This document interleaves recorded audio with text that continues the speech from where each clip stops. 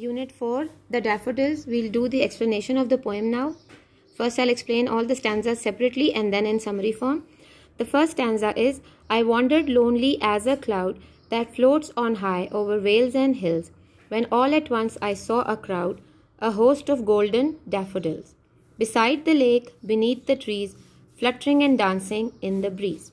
Now, in this poem, the poet is trying to tell that as he was wandering lonely, as he was wandering, walking through, lonely, alone as a cloud, just the way a cloud moves on when it's alone, that floats on high over vales and hills. The poet is trying to tell us that when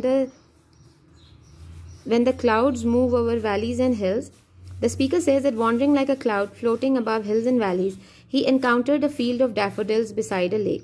The dancing, fluttering flowers stretched endlessly along the shore, and though the waves of the lake danced beside the flowers, the daffodils outdid the water in glee.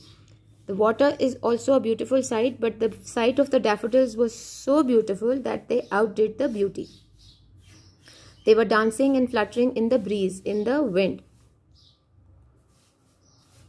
The poet goes on to say that the poet could not help but be happy in such a joyful company of flowers. He says that he stared and stared but did not realize what wealth the scene would bring to him.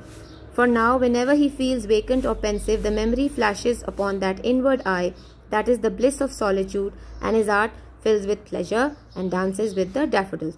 The form of this poem is the 4 6-line stanzas. There are 4 stanzas. Each stanza has 6 lines, and the rhyming scheme is A, B, A, B, C, C. Each line is metered in iambic tetrameter. This simple poem is one of the loveliest and the most famous of Wordsworth's poetry. Wordsworth canon revisites the familiar subjects of nature and memory, this time with a particularly spare, simple music eloquence. The plot is extremely simple, depicting the poet's wandering and his discovery of a field of daffodils by a lake, the memory of which pleases him and comforts him when he is lonely, bored, or restless. The characterization of the sudden occurrence of a memory, the daffodils, flash upon the inward eye, which is the bliss of solitude, is psychologically acute, but the poem's main brilliance lies in the reverse personification of its early stanzas. The speaker is metaphorically compared to a natural object, a cloud. I wandered lonely as a cloud that floats on high, and the daffodils are continuously personified as human beings dancing and tossing their heads in a crowd, a host. This technique implies an inherent unity between man and nature. Now, the poet over here is trying to explain that he was moving, he was going through, wandering like a cloud, just walking through, and then over valleys and hills when he was also floating like them, when all at once he saw a crowd of what? A host of golden daffodils. A host is a number of golden daffodils together. They were planted beside the lake, and there were trees under which the daffodils could be seen, fluttering and dancing in the breeze. A breeze was blowing and the daffodils were moving with the breeze. Continuous as the stars that shine. Now here the poet is comparing the daffodils with the stars in the sky. There are so many, so the daffodils were also uncountable and twinkle on the Milky Way, and the way the stars shine on the Milky Way, the same way the daffodils were also brightly being seen in the daytime near the lake. They stretched in never-ending line. There were so many that the poet could see the line never ending. Along the margin of a bay, there was a bay on whose border the daffodils were planted. 10,000 saw I at a glance, and there were so many that if I count, there were more than 10,000, and in one glance, in one look, I could see 10,000, tossing their heads in sprightly dance, and when their heads moved, it seemed as if they were dancing. The waves beside them danced, but they outdid the sparkling waves in glee. The waves were also dancing with the wind, but the dance of the daffodils was far more beautiful than the dance of the waves.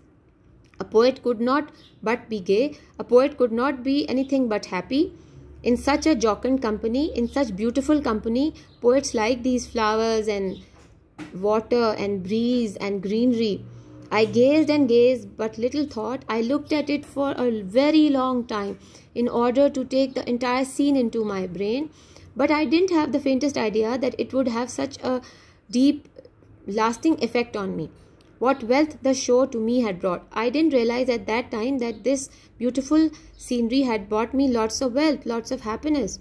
For often, when on my couch I lie, now the poet is telling us that when he goes home, when he went home later on, and when usually he lies on his couch in vacant or in pensive mood, and whenever I am sad or I have nothing to think about, they flash upon that inward eye. Inward eye is our thought process when we think about certain things that happened in the past, and the happy ones we want to rethink about, which is the bliss of solitude, which is the happiness of being alone.